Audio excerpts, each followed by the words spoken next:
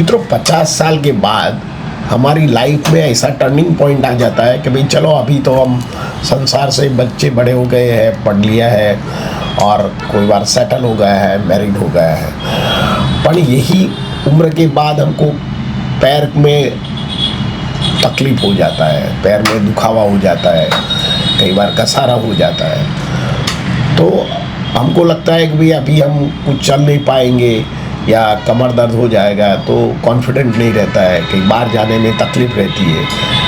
तो जो पैर में दर्द है और इसका सॉल्यूशन आधुनिक साइंस ऑपरेशन से बताते हैं, परंतु आप जो होम्योपैथिक दवा करते हैं तो पैरों में कई सारे जो डिजीज़ होते हैं ये बिना ऑपरेशन मिट जाता है। और पैर का जो दर्द बढ़ता है तो आपको लगता है कि भाई अभी तो हम ओल्ड उम्र हो गई और गड़पन आ गया, अभी तो आपको 50 साल के बाद लाइफ में से, संसार में से हम बाहर निकलते हैं कि भाई चलो कोई दुनिया देखे और दुनिया का अनुभव करें, ट्रैवल करें, फ्रेंड सर्कल को मिले, हमारा जो भी सपना बाकी रह गया है वो पूरा करें।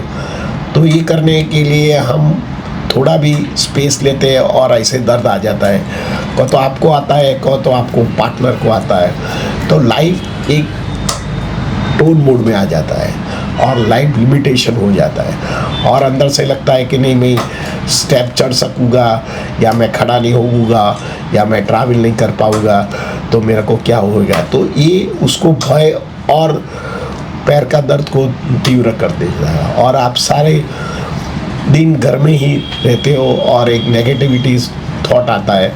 तो दर्द तो जाने का जाएगा, पर आपको नेगेटिव की वजह से और दूसरे दर्द भी बढ़ जाता है, जैसे ब्लड प्रेशर बढ़ जाना, कोलेस्ट्रॉल बढ़ जाना, फैटी लीवर हो जाना और सारी बीमारी आ जाती है और हम फ्रस्ट्रेट हो जाते हैं। तो आज के वीडियो में हम ऐसे जो कारण है, जो पैर के जो डिजीज़ है, जिसमें ज़्यादातर आधुनिक साइंस ऐसा बोल जाता है कि भाई ये ऑपरेशन से ही मिटेगा, तो कोई ऑपरेशन करने की ज़रूरत नहीं है। पर जो आप होम्योपैथिक दवा लेते हैं तो जो पैर का दवा जो दुखावा है ज़्यादा हद तक वो मिट जाता है, कंप्लीट क्योर हो जाता है और आपकी नई जिंदगी भी ला सकता है और आप फिर से आप जो भी सपने जो बाकी है लाइफ में वो ठीक कर सकते हैं। तो सबसे पहले जो पैर में दर्द होने का कारण मांसपेशी होती है। कई बार मांसपेशी में संकुचन होने के कारण प्रश्न प्रॉपर नहीं होता है तो काफ मसल में पेन होता है। दर्दी को इतना पेन होता है वो कठोर हो जाता है क्योंकि मांसपेशी में ऑक्सीजन कैरिंग कैपेसिटी कम हो जाती है। उसका कारण मांसपेशी में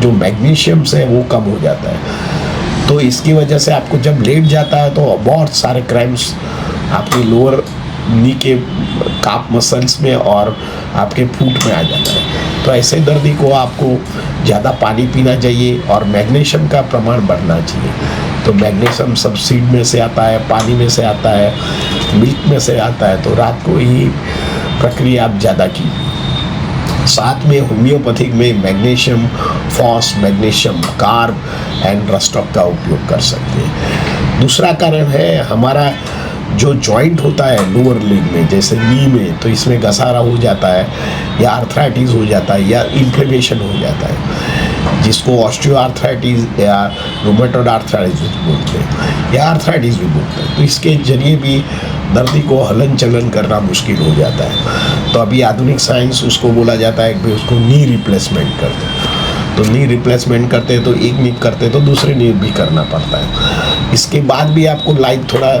एक लिमिटेशंस हो जाता है, पर आप शुरुआत के तबक्के में जो लिगामेंट वीक पड़ गए हो और आर्थराइटिस हुआ हो या ऑस्टियोआर्थराइटिस हुआ हो और आप होम्योपैथिक दवा करते हैं तो नी का जो दुखावा होता है कंप्लीट क्योर हो जाता है। तो इसमें आप ब्रायोनिया है, आप कैल्केरिया फ्लोर है, कैल्केरिया काप का जो प्रयोग करते हैं तो लॉन्ग टर्म इसमें कैल्शियम फिर से बढ़ जाता है, लुब्रिकेशन भी आ जाता है, मसल का लचकता भी आ जाता है और धीरे धीरे आपको रूमेटॉइड आर्थराइटिस ठीक हो जाता है। इसी तरह आपको कई बार हीप जॉइंट, थापे का हड्डी में घसारा हो जाता है, जिसको ये वास्कुलर नेक्रोसिस बोलते हैं। और कोविड के बाद जो ज़्यादा एलोपैथिक दवा में स्टीरॉयड लेने के बाद यही प्रॉब्लम लोगों को हुआ है। यंगस्टर में भी AVN हुआ है। तो ये थप्पे की हड्डी में घसारा होने के कारण दर्दी को बैठना खड़ा होना मुश्किल हो जाता है और दर्दी को कॉन्फिडेंट चला जाता है। तो इसमें बोला जाता है कि भाई आप ऑपरेशन ही कराओ, पर बिना ऑपरेशन जो आप होम्योपैथिक की जो दवा लेते हैं, कोलोफाइनम है, रस्टॉक्स है एंड रूटा का उपयोग करते हैं, तो धीरे धीरे ये जो AVN मस्कुलर तो ठीक होता है, साथ में जो घसारा होता है इसमें भी दर्दी को लचकता आती है। दर्दी को बिना पेन बिना सर्जरी ठीक हो सकता है। दर्दी में कई बार लोअर जो पैर होता है इसमें जो धमनी होता है जिसको आर्टरियल डिजीज बोलते हैं, उसको पेरिफेरल आर्टरी डिजीज PAD बोलते हैं। इसमें कई बार खून का जत्था होना या फैट का चर्बी जो ब्लॉक हो जाती है तो उसको PAD means peripheral arterial disease हो जाता है। तो इसमें आप लेचेसिस दवा का उपयोग करता है, बुफोराना है एंड कैंथ्रॉइड्स दवा का आप उपयोग कर सकते हैं। एसिड नाइट्रिकम भी इसमें बहुत अच्छा उपयोग में माना गया है।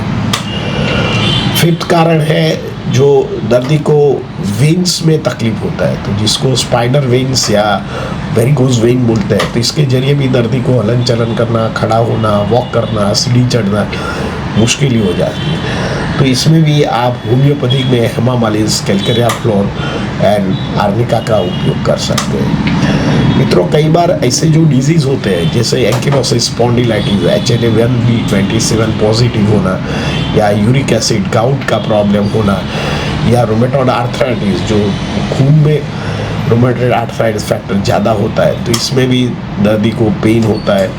और दर्दी को कई ऐसे डिजीज़ होता है जैसे सेरेब्रल एट्रोफी हो या सेरेब्रल एटेक्सिया हो, इसमें भी दर्दी को मायोपैथी हो, रेमेंडी हो, इसमें भी दर्दी को हलन चलन करना मुश्किल हो जाता है। तो इसमें भी आप जो शुरुआत के तबक्के में जो होम्योपैथिक की दवा आप 3 से 6 महीना लेते हैं तो आपके पैर में जोर आता है, स्ट्रांग हो जाता है और आप फिर से घूमने में चालू बंद हो सकते हैं। मित्रों, कई बार डायबिटीज़ न्यूरोपैथी के कारण भी पैरों में नमनेस आ जाना, खाली चढ़ जाना, दर्दी खड़ा होता है तो भी उसको पैर जमीन पर नहीं अड़ा है ऐसा लगता है, तो आप होम्योपैथिक में उसको एसिड नाइट्रिकम और स्ट्रॉन्शिया एंड कोनाइम दवा का उपयोग कर सकते हैं। साथ में अर्टिका यूरेनस की दवा इसमें बहुत इफेक्टिव दवा है, तो आपको ज़रूर लेना चाहिए। तो डायबिटीज़ न्यूरोपैथी पैरों में होता है, इससे आप बच सकते हैं। मित्रों, कई बार पैरों में तकलीफ होता है, जैसे पैरों में पर कैल्किनियस मीन्स जो हड्डी होता है, बोन्स में हड्डी बढ़ता है, इसके कारण भी दर्दी को पेन होता है और खड़ा होने में तकलीफ होता है। ज़्यादा वजन होने के कारण भी दर्दी को खड़ा होना मुश्किल हो जाता है। और कई बार कैलोसिटी जैसे प्लांटर फेशाइटिस, प्लांटर बोन्स में इन्फ्लेमेशन होना या खून हो जाना, इससे जरिए भी दर्दी को चलना और वॉक करना या खड़ा होना मुश्किल हो जाता है। तो आप होम्योपैथिक में बहुत सारी दवा है जैसे नेट्रम्यूर है, सल्फर है, कैलकेरिया फ्लूर है, कैलकेरिया कार्ब है और एंटीइंक्लूडम आप दवा लेते हैं तो ये फूट में जो मसल्स है इसमें रिलैक्सेशन मिलता है, दर्दी को ठीक कर सकते हैं। ये तो नर्वस प्रॉब्लम के लिए साइटिका जिसको रहती है तो उनको भी ये प्रॉब्लम्स रहता है, तो right side sciatica, left side sciatica की होम्योपैथिक में अलग अलग दवा है। इसमें आप रस्टॉक्स है, कोलोसिंट है या जेल्सेमियम है, हाइपेरिकम है, एंडलिडमपाल का उपयोग कर सकते हैं। मित्रों, इसी तरह अलग अलग प्रकार के जो होम्योपैथिक जो दवा है ये अलग अलग पैरों के दर्दों में यूज़ होता है। तो कोई भी पैर का दर्द है तो आप नज़दीक के कोई MD डॉक्टर पढ़े हुए हैं इसके पास जा सकते हैं, या हमारा सेंटर में भी आप रिपोर्ट रख के ऑनलाइन या पर्सनल आके भी ट्रीटमेंट ले सकते हैं। तो आपका कोई भी पैर का दुखावा हो, ऑस्टियोआर्थराइटिस हो या एंकिलोसिस स्पॉन्डिलाइटिस हो या आर्थराइटिस हो या आपको AVN हो या लो बैक पेन हो, तो बिना सर्जरी होम्योपैथिक में उसका बहुत अच्छा निवारण है। तो आपको होम्योपैथिक दवा जरूर लेना चाहिए और आपको सर्जरी से बचना चाहिए। और होम्योपैथिक दवा लेने से आपका फिर से 50 साल के बाद जो भी तकलीफ आए है नॉर्मल हो जाएगा और आपके बाकी का जो लाइफ का जो बाकी ड्रीम बाकी रहा है कि दुनिया घूमने का या आपको कोई काम करने का है तो ये पूरा कर सकते हैं और आप लाइफ का एंजॉय ले सकते हैं। मित्रों, मेरा ये वीडियो आपको कैसा लगा? अच्छा लगता है तो लाइक कर दीजिए, शेयर कर दीजिए। धन्यवाद। Thank you.